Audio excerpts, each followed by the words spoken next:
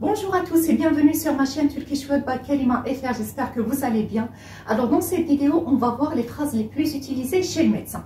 On a déjà vu 2 vidéos sur le vocabulaire médical, donc cette vidéo sera plus facile pour vous, c'est-à-dire vous pourrez plus facilement assimiler les mots et comprendre les phrases. Donc maintenant, sans plus attendre, on va commencer le cours. Alors, chez le docteur, c'est doctorda. On sait maintenant que docteur, c'est médecin ou bien docteur. Alors ici, j'ai mis le H et le D. Alors, le H, c'est pour hasta, c'est-à-dire le patient. Donc, c'est le patient qui dit cette phrase. Et le D, c'est pour docteur, c'est le docteur qui dit cette phrase. On commence en premier avec une phrase que peut dire le patient. Alors, si on veut prendre par exemple un rendez-vous pour demain ou bien la semaine prochaine pour une date précise, qu'est-ce qu'on dit? Alors, par exemple, pour demain, on veut prendre un rendez-vous pour demain. Yarın için bir randevu almak istiyorum. Je répète, yarın için bir randevu almak istiyorum. C'est-à-dire, je veux prendre un rendez-vous pour demain. Je répète, je veux prendre un rendez-vous pour demain. Yarın için pour demain. Bir rendez-vous, c'est un rendez-vous. Almak istiyorum, c'est je veux prendre. Donc, je veux prendre un rendez-vous pour demain, c'est yarın için bir rendez-vous almak istiyorum. Maintenant, vous êtes chez le docteur. Le docteur vous dit, şikayetiniz nedir? C'est-à-dire, de quoi vous vous plaignez? Şikayet. Donc, şikayetiniz nedir? De quoi vous vous plaignez?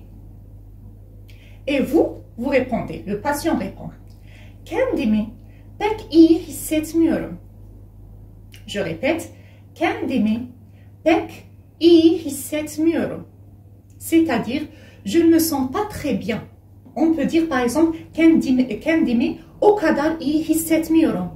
Ou bien, kendimi iyi hissetmiyorum. On peut le dire. Mais ce pek, c'est pour appuyer qu'on n'est pas très bien, qu'on ne se sent pas très bien. C'est ça la petite signification de ce pek. Donc, kendimi pek iyi hissetmiyorum. C'est je ne me sens pas très bien. Et vous expliquez, c'est-à-dire de quoi vous vous plaignez. Par exemple, başım ou bien boğazım ou bien sırtım ou bien karnım ağrıyor. C'est-à-dire, j'ai mal ou bien à la tête, ou bien à la gorge, ou bien au dos, ou bien au ventre. Par exemple, vous dites, başım ağrıyor, j'ai mal à la tête. Boğazım ağrıyor, j'ai mal à la gorge. Sırtım ağrıyor, j'ai mal au dos. Ou bien, karnım ağrıyor, c'est j'ai mal au ventre. Ou bien, c'est başım dönüyor, c'est-à-dire j'ai des vertiges. Ou bien j'ai la tête qui tourne, c'est-à-dire başım dönüyor. C'est ça, pour dire que vous avez des vertiges, vous dites başım dönüyor. Vous pouvez aussi dire, si vous avez par exemple de la fièvre, vous dites ateşim var. C'est j'ai de la fièvre. Je répète, ateşim var, c'est j'ai de la fièvre. Burnum akıyor, c'est j'ai le nez qui coule. Burnum, c'est mon nez, qui coule, c'est akıyor. Burnum akıyor, c'est j'ai le nez qui coule. Ou bien, vous dites par exemple, si vous sentez, par exemple, vous avez mal dans une partie dans le corps, vous lui montrez par exemple, burada acı hissediyorum. Par exemple, ici, burada acı hissediyorum. Burada acı hissediyorum. J'ai mal ici. Maintenant, le docteur va vous poser une question. Il dit, herhangi bir alerjiniz var mı? Je répète, herhangi bir alerjiniz var mı? C'est-à-dire, avez-vous une quelconque allergie? Alors, herhangi bir, c'est quelconque. C'est ça la signification de herhangi en français, c'est quelconque. C'est herhangi bir alerjiniz var mı? Avez-vous une allergie quelconque ou bien une quelconque allergie? Et vous répondez par exemple, si vous avez une allergie, vous dites evet, benim bir alerjim var. Je répète, vous répondez oui, j'ai une allergie. Alors, vous voyez, ici, on a utilisé la possession et le var. J'ai une allergie. C'est le verbe avoir qu'on a vu récemment dans nos cours. Benim bir alerjim var. J'ai une allergie. Alors, je vais répéter ces petites phrases depuis le début. Yarın için bir randevu almak istiyorum. Şikayetiniz nedir? Kendimi pek iyi hissetmiyorum.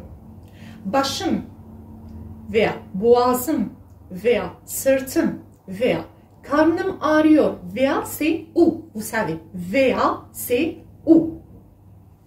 Başım dönüyor. Ateşim var. Burnum akıyor. Burada acı hissediyorum. Herhangi bir alerjiniz var mı? Evet, benim bir alerjim var. Maintenant, on va passer à la deuxième partie de la vidéo. Alors maintenant, le médecin va commencer à vous examiner. Il vous dit, uzanın lütfen, c'est-à-dire, allongez-vous s'il vous plaît.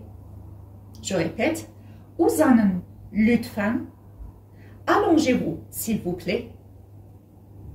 Il peut dire aussi, derin nefes alın. Je répète, derin nefes alın, c'est-à-dire, prenez un souffle profond. Derin, profond, nefes, souffle, alın, c'est prenez. Derin nefes alın, prenez un souffle profond. Il peut dire aussi, buraya bastığında acıtıyor mu? C'est-à-dire, ça vous fait mal quand j'appuie là? Je répète, buraya bastığında acıtıyor mu? Ça vous fait mal quand j'appuie là? Il peut dire aussi, ağzınızı açın, c'est-à-dire, ouvrez votre bouche.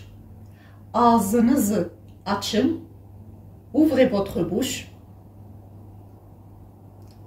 Tansiyonunuza bakacağım. Je répète, tansiyonunuza bakacağım, c'est-à-dire, je vais mesurer votre tension. Tansiyonunuza bakacağım. Donc, je vais mesurer votre tension. Maintenant qu'il vous a examiné, qu'il vous a dit qu'est-ce que vous savez et qu'il vous a écrit par exemple des médicaments, vous lui dites par exemple, bu ilaçları günde kaç kere alayım? Je répète, bu ilaçları günde kaç kere alayım? C'est-à-dire, combien de fois par jour dois-je prendre ces médicaments? Je répète petit à petit. Bu ilaçları, c'est-à-dire ces médicaments, günde, par jour, kaç kere, combien de fois alayım, dois-je prendre? Donc, bu ilaçları günde kaç kere alayım? Combien de fois par jour dois-je prendre ces médicaments? Et il vous dit par exemple le soir ou bien après avoir mangé, etc.